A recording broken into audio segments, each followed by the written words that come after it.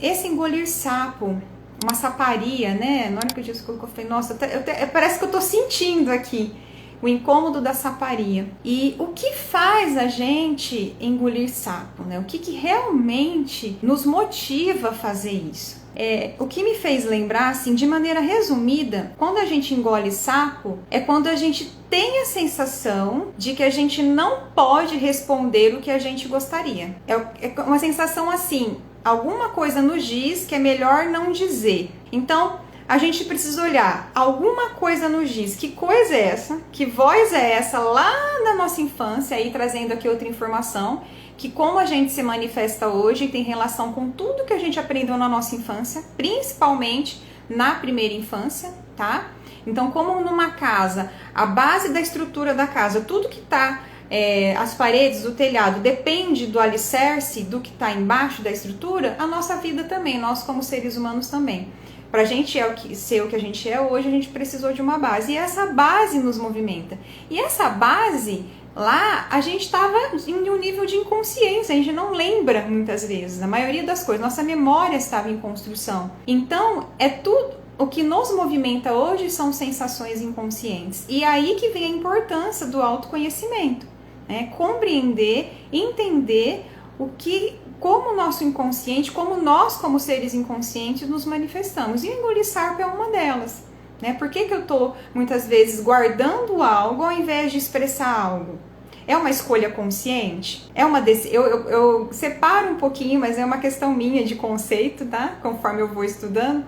E quando eu falo escolha, eu considero mais inconsciente. Quando eu falo decisão, eu considero mais consciente. Mas é uma consideração minha, nem sei se realmente tem essa diferença. Não sei dizer aqui agora pra vocês. Então, assim, será que essas nossas são decisões ou são escolhas? Decisões assim, eu vou evitar falar agora, porque vai ter tal consequência que eu não estou preparado para assumir. Primeira opção. Essa mesma opção, está tudo bem? E está tudo bem ou não? Eu tenho essa opção, mas no fundo não tá legal. Aí já começa a entrar na vertente do engolir sapo. Começa a entrar nessa vertente do engolir sapo, porque incomoda mesmo. Eu guardei, mas no fundo eu queria ter falado. Ainda mais se tem uma consequência depois que não foi legal também. Aí a gente fala, puxa, eu podia ter falado. Não é assim com vocês? Eu tô falando porque é muito espontâneo isso pra mim. E aí a gente fica a sensação de não poder falar. Então entrou aí um julgamento, eu julguei que eu não posso falar, que é melhor eu não falar. Mesmo a boca muitas vezes a boca até treme assim pra falar e a gente engole. Ou alguém nos dá uma ordem pra não falar. Também tem isso, não é a gente que alguém dá uma ordem e a gente simplesmente obedece, sem questionar, sem nada, né? Às vezes a gente nem tem reação, dependendo de quem nos deu essa ordem. Então, essa sensação, eu não posso falar algo naquele momento. Então, é uma crença, então tem uma crença aí de um julgamento. É melhor não falar. Ou simplesmente alguma voz na nossa mente, ou uma voz real, uma pessoa mesmo, né? Naquele momento, uma pessoa falando, não quero que você fale, cale a boca. Nossa, cale a boca é tão forte, né? Eu falo aqui, me incomoda. Cale a boca, fique de boca fechada. Você não deveria ter falado assim. Você falou besteira. Nossa, isso fica muito na minha cabeça. Então, assim, não sei que mais outras frases vocês têm, que vozes vêm para vocês, né? Que falas vêm. E essas vozes que a gente, de alguma maneira, captou na nossa infância e que a gente entendeu que para se proteger, e eu falo de sobrevivência mesmo, tanto física quanto emocional, a gente prefere engolir. Às vezes, aí eu falo assim, prefere, fica uma escolha consciente. Eu estou preferindo engolir, mas eu não sei os motivos que eu prefiro engolir. E aí entra o nível de inconsciência. Porque muitas vezes eu preferi engolir, mas não precisava, eu poderia ter falado de uma outra maneira. Porque aí entra outra coisa. Como desentalar? Para desentalar eu vou ter que fazer igual aquela champanhe que eu chacoalho e vai de uma vez, aí bate, quebra alguma coisa, molha todo mundo. E dependendo do momento, isso é festa. Dependendo, as pessoas se incomodam de quebrar alguma coisa ou machucar alguém, né? Vai e bate no olho de alguém, a rolha. Então, tudo isso. Quais as consequências do desentalar quando eu jogo de uma vez as coisas pra fora? Será que o desentalar é isso? Aí vocês podem me dizer que também já aconteceu isso com vocês, o desentalar ser uma coisa assim que depois vocês nem... Foi assim, foi bem assim mesmo, né? Como se tivesse puxado alguma coisa e aberto um espaço que tinha uma rolha muito grande, que nem entrava e nem saía nada.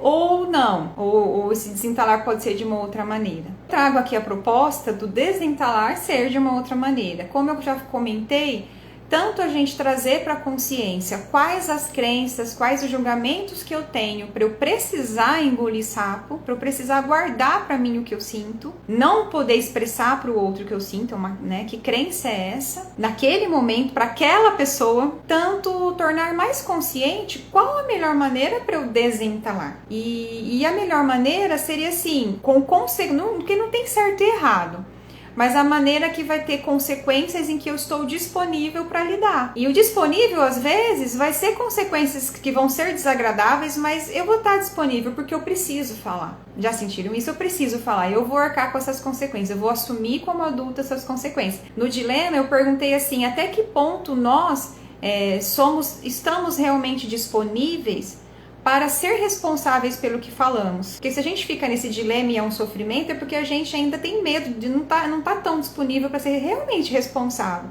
E ser responsável é assumir qualquer consequência como adulto. Então, e a pergunta que eu trago aqui é justamente com relação à dependência, né? Se eu estou engolindo o sapo, evitando dizer algo para o externo, muito provavelmente eu estou evitando desagradar alguém.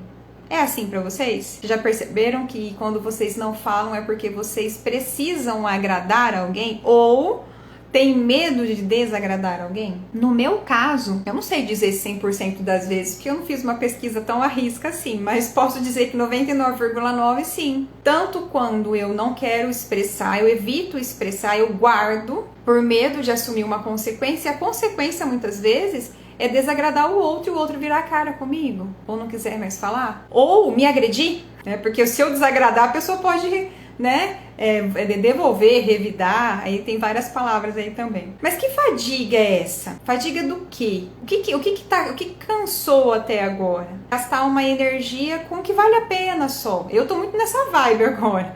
Tá valendo a pena eu falar isso, né, precisar me responsabilizar por tal coisa? Hoje eu sinto que se é para evitar uma fadiga de realmente eu focar minha energia no que realmente eu preciso, não ficar, vamos dizer assim, não ficar perdendo tempo com o que talvez não seja necessário. Só que a gente precisa observar se realmente está sendo leve, porque às vezes a gente quer evitar fadiga naquele momento, mas a gente guardou de um jeito que está incomodando. É aí a sutileza, às vezes não vai incomodar naquele momento, mas aquele incômodo, vem aquela crença que vou evitar fadiga, não vou falar, mas aquilo ficou, e chega uma hora a gente descarrega na pessoa, ou em outra pessoa, ou sai daquele ambiente e vai para outra e fala, fulano falou assim, eu preferi ficar quieto, porque olha, não vale a pena. Só que aí, se você já está verbalizando para uma outra pessoa, pensa bem, você está recontando a história para uma outra pessoa para desabafar. Então quer dizer,